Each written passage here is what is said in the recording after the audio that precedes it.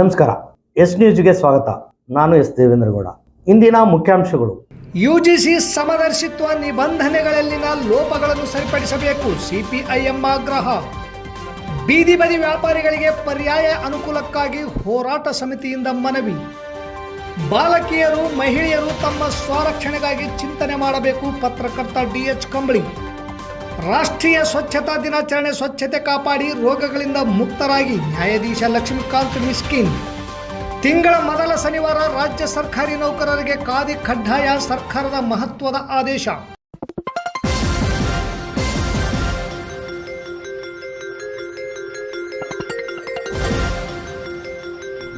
S news, ಇದು ನಿಮ್ಮ ಧ್ವನಿ.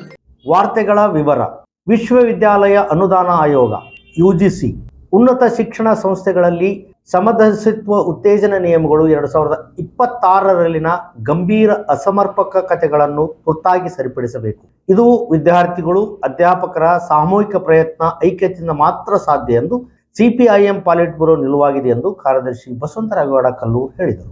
ಯುಜಿಸಿ ಸಂಯೋಜಿತ ಎಲ್ಲ ಉನ್ನತ ಶಿಕ್ಷಣ ಸಂಸ್ಥೆಗಳು ತಾರತಮ್ಯವನ್ನು ಪರಿಹರಿಸಲು ಸಮದರ್ಶಿತ್ವ ಸಮಿತಿ, ಇಕ್ವಿಟಿ ಕಮಿಟಿ ರಚಿಸುವುದನ್ನು ಈ ನಿಬಂಧನೆಗಳು ಕಡ್ಡಾಯಗೊಳಿಸುತ್ತಿವೆ. ಅಂತಹ ಸಮಿತಿಯ ರಚನೆಯು ಸಕಾರಾತ್ಮಕ ಹೆಜ್ಜೆಯಾಗಿದ್ದರೂ ಅದರ ಅನುಷ್ಠಾನದ ನಿಕಟ ಮೇಲ್ವಿಚಾರಣೆ ಇರಬೇಕು. ಈ ನಿಬಂಧನೆಗಳು ಸಂವಿಧಾನದ 14ನೇ ವಿಧಿಯಿಂದ ಬಂದಿವೆ ಮತ್ತು 2012ರ ನಿಬಂಧನೆಗಳಂತೆ ಸುಪ್ರೀಂ ಕೋರ್ಟ್ನ ಅವಲೋಕನಗಳಿಗೆ ಸ್ಪಂದಿಸದ ಒಂದು ನಡೆಯಾಗಿದೆ. ಆದ್ದರಿಂದ ಅವುಗಳನ್ನು ಕಾಯ ವಾಚ ಜಾರಿಗೊಳಿಸಬೇಕು ಎಂದು ಸಿಪಿಐಎಂ ಹೇಳಿದೆ. ಆದರೆ ಈ ನಿಬಂಧನೆಗಳು ವಿಶ್ವವಿದ್ಯಾಲಯಗಳು ಮತ್ತು ಅವುಗಳಿಗೆ ಸಂಯೋಜಿತವಾದ ಕಾಲೇಜುಗಳಿಗೆ ಮಾತ್ರ ಸೀಮಿತವಾಗಿವೆ. ಐಐಟಿ, ಐಐಎಂ, ಎಐಐಎಂಎಸ್ ಮುಂತಾದ ಕೇಂದ್ರೀಯ ಸಂಸ್ಥೆಗಳಲ್ಲಿ ಈ ನಿಬಂಧನೆಗಳನ್ನು ಜಾರಿಗೊಳಿಸಲಾಗುವುದಿಲ್ಲ. ಸರ್ಕಾರವು ಈ ಗಂಭೀರ ಲೋಪವನ್ನು ಪರಿಶೀಲಿಸಬೇಕಾಗಿದೆ ಮತ್ತು ಈ ಸಂಸ್ಥೆಗಳಿಗೂ ಪರಿಣಾಮಕಾರಿ ಸಮದರ್ಶಿತ್ವ ಕಾರ್ಯವಿಧಾನಗಳನ್ನು ವಿಸ್ತರಿಸುವುದು ಅಗತ್ಯವಾಗಿದೆ. ಅಲ್ಲದೆ ಈ ನಿಬಂಧನೆಗಳು ತಾರತಮ್ಯವನ್ನು ಒಂದು ಸಮಗ್ರವಾದ ರೀತಿಯಲ್ಲಿ ನಿರೂಪಿಸುವಲ್ಲಿ ವಿಫಲವಾಗಿವೆ. ಅವು ಪ್ರಾಥಮಿಕವಾಗಿ ತಾರತಮ್ಯದ ಗ್ರಹಿಕೆಯನ್ನು ತೆಗೆದುಹಾಕುವುದರ ಮೇಲೆ ಗಮನ ಕೇಂದ್ರೀಕರಿಸುತ್ತವೆ ಮತ್ತು ಈ ಮೂಲಕ ಉನ್ನತ ಶಿಕ್ಷಣ ಸಂಸ್ಥೆಗಳೊಳಗೆ ವಾಸ್ತವವಾಗಿ ನಡೆದಿರುವುದನ್ನು ಮರೆಮಾಡುತ್ತವೆ. ವಿದ್ಯಾರ್ಥಿಗಳು ಮತ್ತು ಅಧ್ಯಾಪಕರು ಎದುರಿಸುತ್ತಿರುವ ಎಲ್ಲ ಸ್ವರೂಪಗಳ ತಾರತಮ್ಯವನ್ನು ಸ್ಪಷ್ಟವಾಗಿ ಒಪ್ಪಿಕೊಳ್ಳಲು, ನಿರೂಪಿಸಲು, ಗುರುತಿಸಲು ಮತ್ತು ನಿವಾರಿಸಲು ಸಾಧ್ಯವಾಗುವಂತೆ ಅದರ ಚೌಕಟ್ಟನ್ನು ಬಲಪಡಿಸಬೇಕು ಎಂದು ಸಿಪಿಐಎಂ ಪ್ಯಾಲಿಟ್ ಬ್ಯೂರೋನ ಅಭಿಪ್ರಾಯವಾಗಿದೆ. ಸಮದರ್ಶಿತ್ವ ಸಮಿತಿಯ ರಚನೆಯನ್ನು ಸಂಸ್ಥೆಯ ಮುಖ್ಯಸ್ಥರ ಇಚ್ಛೆ ಮತ್ತು ಮರ್ಜಿಗೆ ಬಿಡಬಾರದು. ಬದಲಾಗಿ ವಿಶ್ವಾಸಾರ್ಹತೆ ಮತ್ತು ಹೊಣೆಗಾರಿಕೆಯನ್ನು ಖಚಿತಪಡಿಸಲು ವಿದ್ಯಾರ್ಥಿಗಳು, ಅಧ್ಯಾಪಕರು ಮತ್ತು ಬೋಧಕೇತರ ಸಿಬ್ಬಂದಿಯ ಪ್ರಜಾಸತ್ತಾತ್ಮಕವಾಗಿ ಚುನಾಯಿತ ಪ್ರತಿನಿಧಿಗಳ ಮೂಲಕ ಅದನ್ನು ಕೈಗೊಳ್ಳಬೇಕು.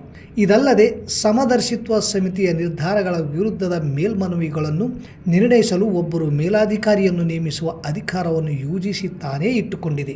ಸಾಕಷ್ಟು ಸಂಖ್ಯೆಯ ವಿಶ್ವವಿದ್ಯಾಲಯಗಳನ್ನು ರಾಜ್ಯ ಶಾಸಕಾಂಗದ ಕಾಯ್ದೆಗಳ ಅಡಿಯಲ್ಲಿ ಸ್ಥಾಪಿಸಲಾಗಿರುವುದರಿಂದ ಸಂವಿಧಾನದಲ್ಲಿ ಪ್ರತಿಪಾದಿಸಲಾದ ಒಕ್ಕೂಟ ತತ್ವಗಳಿಗೆ ಅನುಗುಣವಾಗಿ ಮೇಲಾಧಿಕಾರಿಯನ್ನು ನೇಮಿಸುವ ಅಧಿಕಾರವು ಆಯಾ ರಾಜ್ಯ ಸರ್ಕಾರಗಳ ಬಳಿ ಇರಬೇಕು.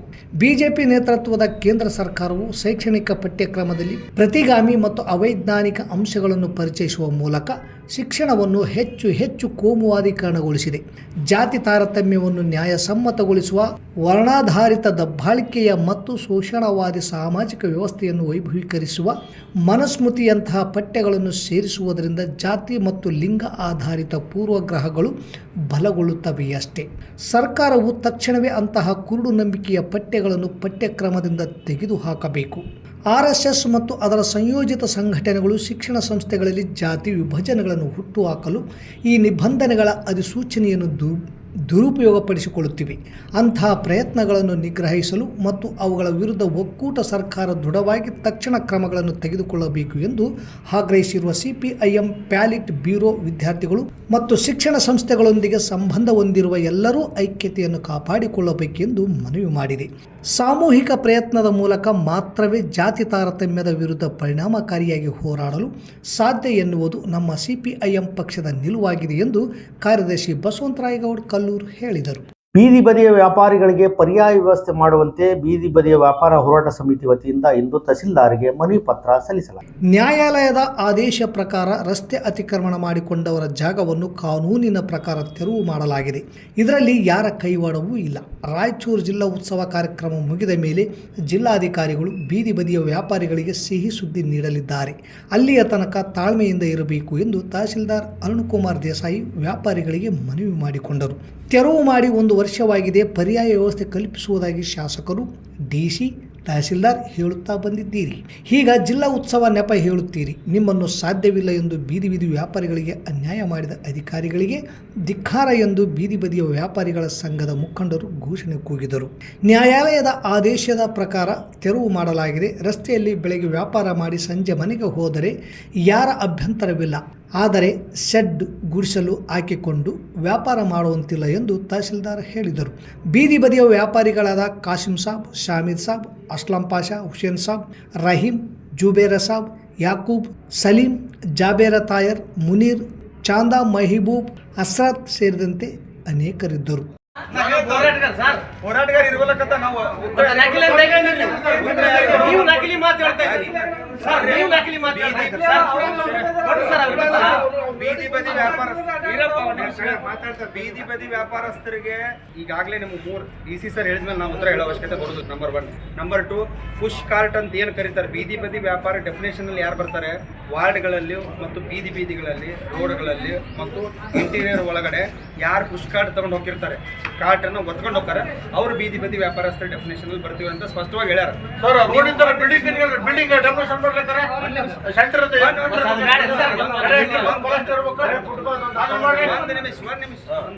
ಈಗ ನೀವು ಮಾತಾಡಿದ್ರೆ ನಾ ಉತ್ತರ ಕೊಡೋದ್ನಾಗ ಬಿಡ್ರಿ. ಬೀದಿ ಬದಿ ವ್ಯಾಪಾರಸ್ಥರ ಡೆಫಿನೇಷನ್ ಅವ್ರು ಬರ್ತಾರೆ, ಅವ್ರು ರಿಲೊಕೇಟ್ ಮಾಡಕ್ಕೆ ಏನ್ ಮಾಡಬೇಕು ಮಾಡಿ. ಅರ್ಥ ಆಯ್ತಾ?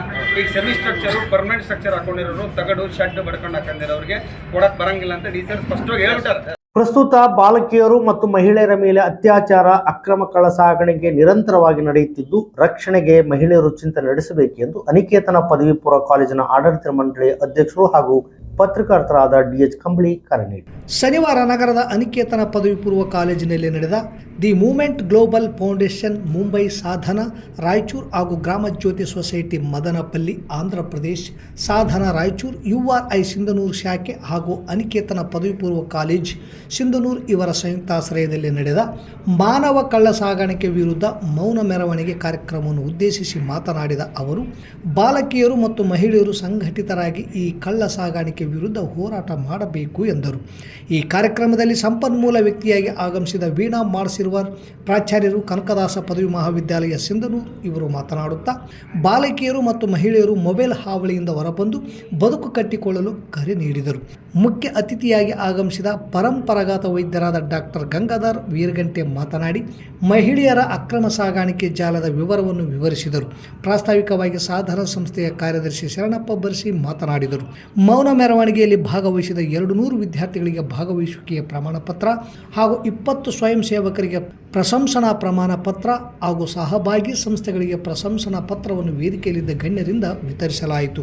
ನಡೆಯುತ್ತಿರುವ ಕಾರಣಕ್ಕಾಗಿ ಅದನ್ನು ತಡೆಗಟ್ಟುವ ಹಿನ್ನೆಲೆಯಲ್ಲಿ ಸಿಂಧನೂರಿನ ತುಂಬಾ ಹಳೆಯದಾಗಿರುವಂತ ಈ ತಾಲೂಕು ಮಾತ್ರವಲ್ಲದೆ ರಾಜ್ಯದಾದ್ಯಂತ ಚಿರಪರಿಚಿತವಾಗಿರುವ ಸಾಧನಾ ಸಂಸ್ಥೆಯಿಂದ ಮಕ್ಕಳ ಮತ್ತು ಮಹಿಳೆಯರ ರಕ್ಷಣೆಗಾಗಿ ಒಂದು ಮಹತ್ವಪೂರ್ಣವಾಗಿರುವಂತಹ ಕಾರ್ಯಕ್ರಮವನ್ನು ಹಮ್ಮಿಕೊಳ್ಳಲಾಗಿದೆ. ಈ ಕಾರ್ಯಕ್ರಮದ ಅಧ್ಯಕ್ಷತೆಯನ್ನು ವಹಿಸಿರುವಂತಹ ಸಾಧನಾ ಸಂಸ್ಥೆಯ ಕಾರ್ಯದರ್ಶಿಗಳು, ಸ್ನೇಹಿತರು ಆಗಿರುವಂತಹ ಮಾನ್ಯ ಶ್ರೀ ಶರಣಪ್ಪ ಬರ್ಸಿ ಅವರೇ, ನಿಮ್ಮೆಲ್ಲರ ನೆಚ್ಚಿನ ಪ್ರಾಚಾರ್ಯರಾಗಿರುವಂತಹ ಮಾನ್ಯ ಶ್ರೀ ನಾಗರಾಜ್ ಮುಕ್ಕುಂದ ಅವರೇ, ಕನಕದಾಸ ಕಾಲೇಜಿನ ಪ್ರಾಚಾರ್ಯರಾಗಿರುವ ಶ್ರೀಮತಿ ವೀಣಾಕ್ಷಿ ಅವರು, ಪಾರಂಪರಿಕ ವೈದ್ಯರಾಗಿರುವಂತಹ ಸ್ನೇಹಿತರಾದ ಮಾನ್ಯ ಶ್ರೀ ಗಂಗಾಧರ.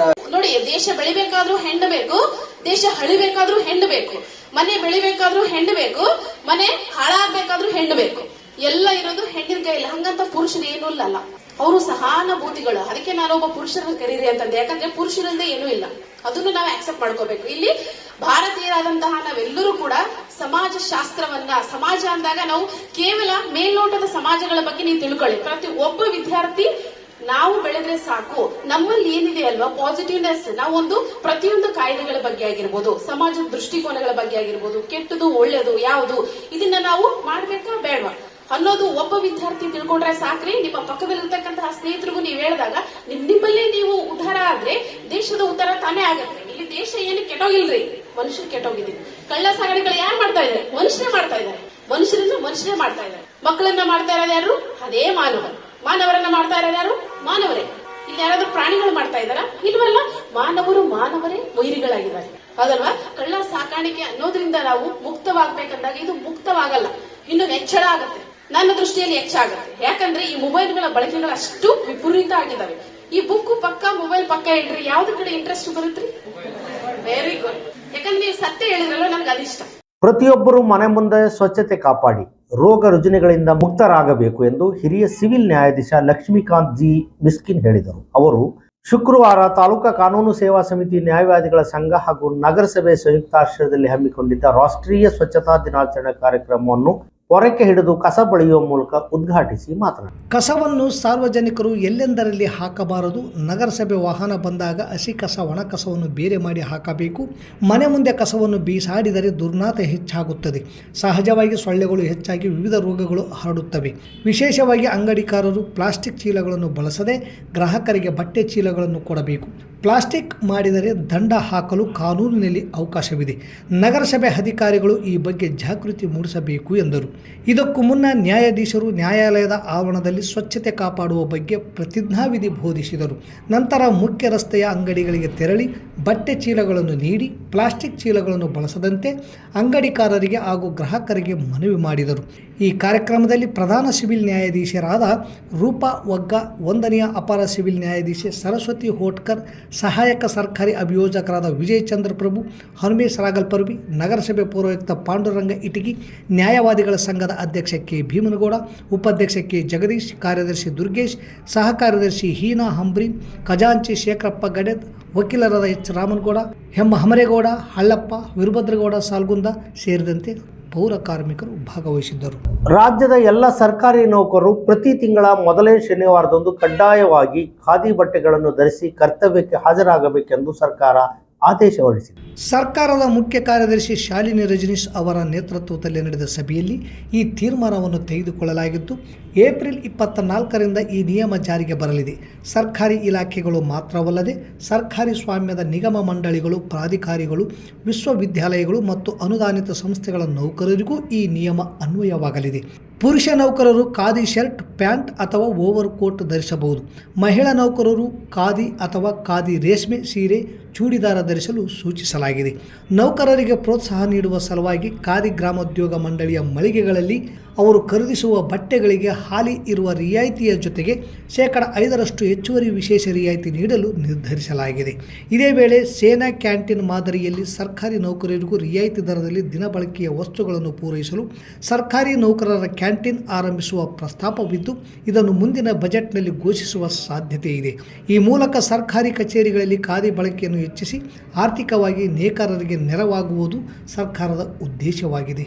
ಕನ್ನಡ ಸಾಹಿತ್ಯ ಪರಿಷತ್ತಿನಲ್ಲಿ ಭ್ರಷ್ಟಾಚಾರದ ಆರೋಪವನ್ನು ಎದುರಿಸುತ್ತಿರುವ ಮಹೇಶ್ ಜೋಶಿ ಇಂದು ಕಸಾಪ ಕಚೇರಿಗೆ ತೆರಳಿ ಅಧಿಕಾರ ನೀಡಬೇಕೆಂದು ಪ್ರತಿಭಟಿಸಿದ ನಾಟಕೀಯ ಬೆಳವಣಿಗೆ ನಡೆಸಿದ್ದಾರೆ ಎಂದು ಕಸಾಪ ನಿಕಟಪೂರ್ವ ಗೌರವ ಕಾರ್ಯದರ್ಶಿ ನೇಭಾ ರಾಮಲಿಂಗ ಶೆಟ್ಟಿ ಹೇಳಿಕೆ ಬಿಡುಗಡೆ ಮಾಡಿದ್ದಾರೆ. ಫೆಬ್ರವರಿ 3ನೇ ತಾರೀಕು ನ್ಯಾಯಾಲಯದಲ್ಲಿ ಭ್ರಷ್ಟಾಚಾರ ಪ್ರಕರಣದ ತನಿಖೆಯ ವಿಚಾರಣೆ ಇರುತ್ತದೆ.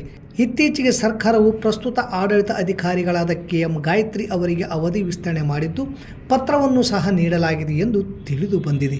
ಅಧಿಕಾರ ಕೇಳುವ ನೆಪದಲ್ಲಿ ಪ್ರತಿಭಟನೆ ಮಾಡುವುದು, ಬೆದರಿಕೆ ಹಾಕುವುದು ಕಾನೂನು ಪಂಡಿತ್ ಜೋಶಿಯ ಈ ನಡೆ ಸಾಹಿತ್ಯ ಪರಿಷತ್ತಿನ ಚರಿತ್ರೆಗೆ ಕಳಂಕ ತಂದಿದೆ. ರಾಜ್ಯ ಸರ್ಕಾರ ಕೂಡಲೇ ಮಹೇಶ್ ಜೋಶಿಯ ಅಮಾನತನ್ನು ರದ್ದುಪಡಿಸಿ ಅಧ್ಯಕ್ಷ ಸ್ಥಾನದಿಂದ ವಜಾಗೊಳಿಸಬೇಕು. ಜೊತೆಗೆ ಜೋಶಿಯ ಕನ್ನಡ ಸಾಹಿತ್ಯ ಪರಿಷತ್ ಸದಸ್ಯತ್ವವನ್ನು ಸಹ ರದ್ದುಪಡಿಸಿ ಸಾಹಿತ್ಯ ಪರಿಷತ್ತಿನ ಗೌರವವನ್ನು ಕಾಪಾಡಬೇಕಾಗಿದೆ. ಜೊತೆಗೆ ತಕ್ಷಣವೇ ಜೋಶಿಯನ್ನು ಪೊಲೀಸರು ವಿಚಾರಣೆಗೆ ಕರೆದು ಕ್ರಮ ತೆಗೆದುಕೊಳ್ಳಬೇಕೆಂದು ರಾಜ್ಯ ಸರ್ಕಾರವನ್ನು ಹಾಗೂ ಪೊಲೀಸ್ ಇಲಾಖೆಯ ಉನ್ನತ ಅಧಿಕಾರಿಗಳನ್ನು ಒತ್ತಾಯಿಸುತ್ತೇನೆ ಎಂದು ನೇಭಾ ರಾಮಲಿಂಗ ಶೆಟ್ಟಿ ನಿಕಟಪೂರ್ವ ಗೌರವ ಕಾರ್ಯದರ್ಶಿ ಕನ್ನಡ ಸಾಹಿತ್ಯ ಪರಿಷತ್ತು ಎಂದು ಮಾಧ್ಯಮ ಹೇಳಿಕೆ ಬಿಡುಗಡೆ ಮಾಡಿದ್ದಾರೆ. ಮತ್ತೊಮ್ಮೆ ಮುಖ್ಯಾಂಶಗಳು. UGC ಸಮದರ್ಶಿತ್ವ ನಿಬಂಧನೆಗಳಲ್ಲಿನ ಲೋಪಗಳನ್ನು ಸರಿಪಡಿಸಬೇಕು, CPIM ಆಗ್ರಹ. ಬೀದಿ ಬದಿ ವ್ಯಾಪಾರಿಗಳಿಗೆ ಪರ್ಯಾಯ ಅನುಕೂಲಕ್ಕಾಗಿ ಹೋರಾಟ ಸಮಿತಿಯಿಂದ ಮನವಿ.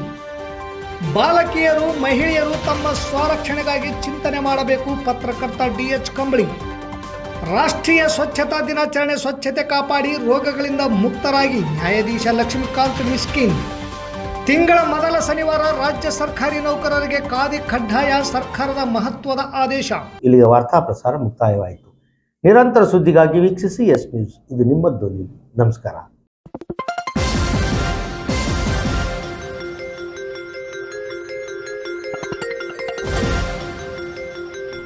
ಎಸ್ ನ್ಯೂಸ್ ಇದು ನಿಮ್ಮ ಧ್ವನಿ.